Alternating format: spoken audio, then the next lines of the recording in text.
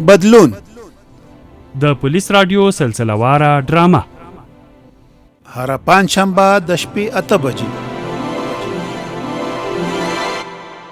د بدلون ډرامې په تیره برخه کې تاسې واورېدل چې ملک خانی ته یو ځل بیا پیسې ورکړې ترڅو د اسلم او قدس ماما ترمنځ شخړې ته هوا ورکړي. بل طرف ته ګلدین مجید ته د واده خبره یاد کړه چې ولې یې نه کوي. مجید خپله مجبوري بیان کړه خو ورپسې اندېښمن هم شو چې هر څه همداسې روان وي نو خدای خبر که دا واده وشي. اوس به واورو چې خانی د ملک سره بیا ولې لانجه ده.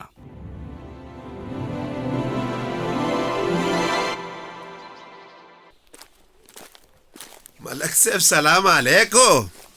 وعلیکم السلام. خانه ستړی مشي دا راته ووایه چې زمری راغلی که ګیدړ. ملک صاحب په زمري او ګیدړ دې نه پوهېږم خو کوم کار چې دې راسپارلی و هغه مې ترسره که. څه پوه شوې؟ واه ډېر ښه خانه وه. دا راته ووایه چې د چا نظر کې خو راغلی نه یې. نه ملک صاحب پیشک هم نه وه، بس د قدوس ماما په ډي کې مې درته پوله جوړه کړه او ښه غټه پوله. څه پوه شوې؟ هی شاباس خانه دې خبرې خو دې سم خوند وکړ. که خیر وي لوبه ګرمه شوه. لوبه ګرمه شوه او که یخه هغې پورې زما کار نشته. زما چې څه سره کار دی هغه راکوه. څه پوه شوې؟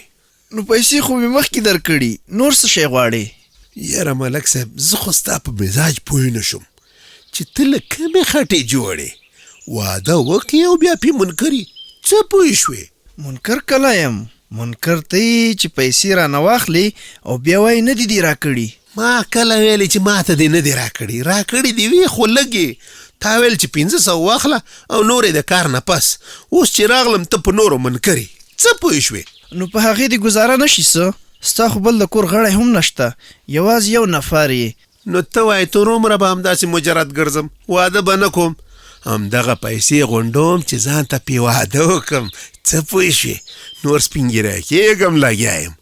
زه صحیح ده نو رښتیا پیسې خو در کوم، خو که بیا مې په کار شوې نو هرومرو به زما کار کوي. ملک صاحب زه خو د پیسو سړی یم، پیسې راکوه او کار رانه اخله. څه پوه شوې؟ سمه ده. ها دا واخله 500 نورې بس دي دي؟ نه دا کمې دي. څومره له خطره ډک کار مې درته سرته رسولی او ته یې 10,000 افغانۍ راکې. څه پوه شوې؟ زما په نظر خو دغه هم در باندې ډېرې دي. او ګوره که ته مې کار کوې نو زه دې په کار راځم. ستا ضمانت چا کړی دی؟ یاره زه خو دې په هغې ضمانت 2 سپېږمو ته راوستم. کاش چې دا ضمانت دې نه وی کړی. څه پوه شوې؟ اوس دا خبرې کوي. مخکې خو دې زارۍ کولې چې ضمانت مې وکړه. زه څه خبروم چې دا ضمانت به زما د پوزې پیزوان جوړیږي. څه پوه شوې؟ ښه ته دا خبرې پرېږده، راځه یو بل کار وکړه.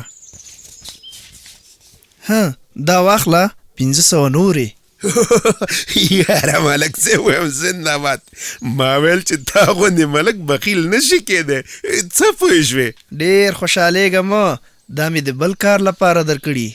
بل کار؟ بل د څه شي کار دی و ملک صاحب؟ زه خو دې حق حیران کړم. څه پوه شوې؟ بل دا کار دی چې اوس لاړ شه قدوس ماما ته خبره ورسوه چې اسلم ستا په ځمکه کې نوې پوله جوړه کړه او ستا ځمکه یې ټوله ونیوله. مطلب ته اوس خپل کار هم په ما کول غواړې. څه پوه شوې؟ بیا جیب ته لاس که یو 520 بل راکه. 520 در کوم، خو چې کار هرومرو وکړې او په داسې انداز یې وکړې چې قدوس ماما اسلم ته سم غصه شي. پوه شوې؟ ملک صاحب ته بېغمه شه، نورې ما ته پرېږده. څه پوه شوې؟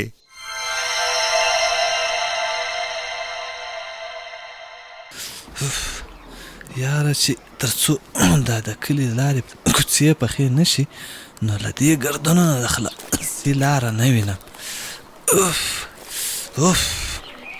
السلام علیکم جمال خانه. وعلیکم السلام. ستړی مشه مجید خانه. ته لږ صبر وکړه چې دا ګردونه له دوکانه بهر کړم بیا به دننه راشي. سمه ده زه له دوکانه بهر انتظار کوم.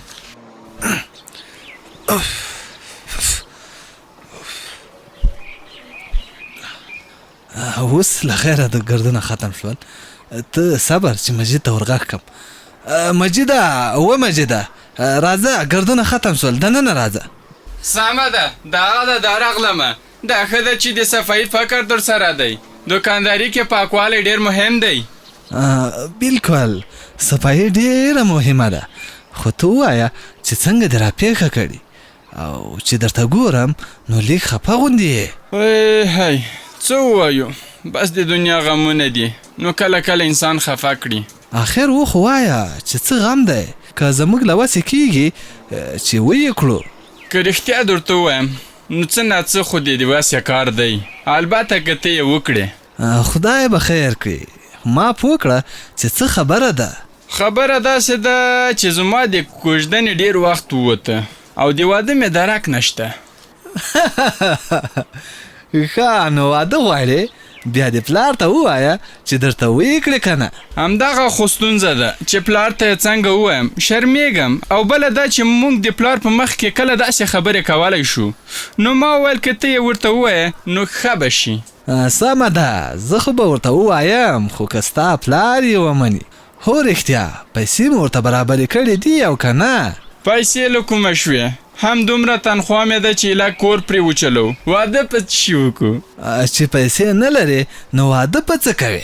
خو سر دې درته ورول بخری که څه؟ ستاسو ورول هم لا ماتونکی دی. نور خو څه درک نشته. که پلار مې یوه ټوټه ځمکه خرڅه کړي نو د واده بندوباست به پې وشي. دا کار خو به هله وشي چې ستا پلار خبره ومني. هغه باندې خو خپله ځمکه دومره ګرانه ده چې خرڅول څه چې د دې خبرې اورېدو ته به هم تیار نشي. نو خو ستا خوا ته راغلی د همدې لپاره یم چې که ته ورته ووایې او یا په غیر مستقیمه توګه ورته دا خبره یاده کړې نو شاید وبه مني. سمه ده سمه ده زه به ورسره خبرې وکړم، خو ګمان مې نشي چې زما خبرې دي څه اغېزه پرې وکړي. اغېزه کېږي یا نه هغه بېله خبره ده، معلومه خو به شي چې اراده یې څه ده.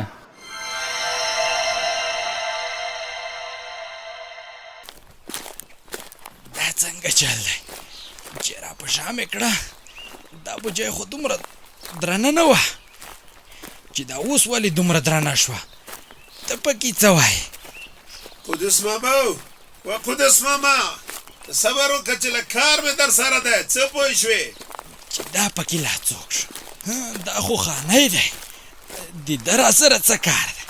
ته پکې څه وایې؟ راځه راځه درته ولاړ یم. سلام علیکم قدوس ماما. لکه چې دې بوجۍ ډېر ستړی کړی، څه پوه شوې؟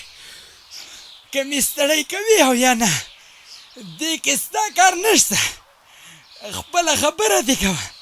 د ماشین غله ته پکې څه وایې؟ ګوره قدوس ماما زه خو راغلم چې له تا سره دغه بوجۍ یوسم، ځکه ډېر ورسره په عذاب او ته راته غل وې، څه پوه شوې؟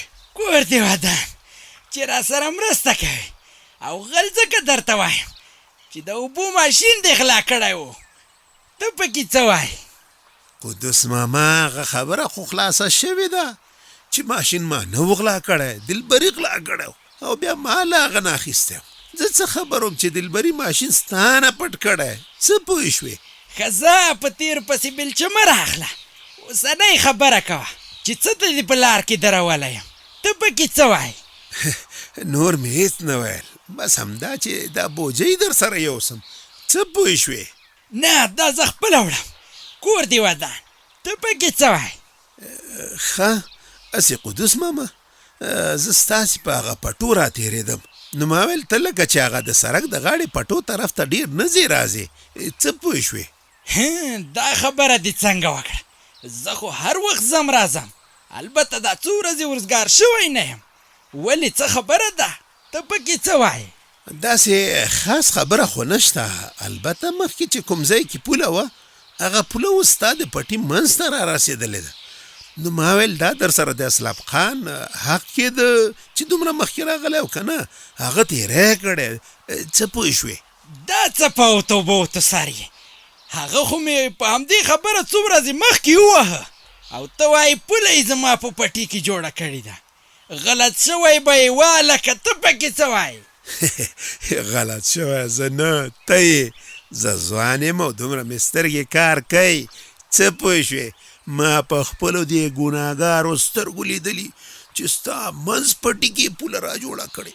داسې وي نو دا ځل د اسلامي کبر په همغه ځای کې جوړوم چې معلومه شي ورته چې قدوس ته میرات نه دی. ته پکې څه وایې؟ ښه اوس در سره دا بوجۍ یو څه مو که نه، څه پوه شوې؟ بوجۍ را سره وړمه، یوازې یې را په شا کړه، نور یې خپله وړلی شم. ته پکې څه وایې؟ اسلامي ته راغلم، ژوندی دې نه پرېږدم.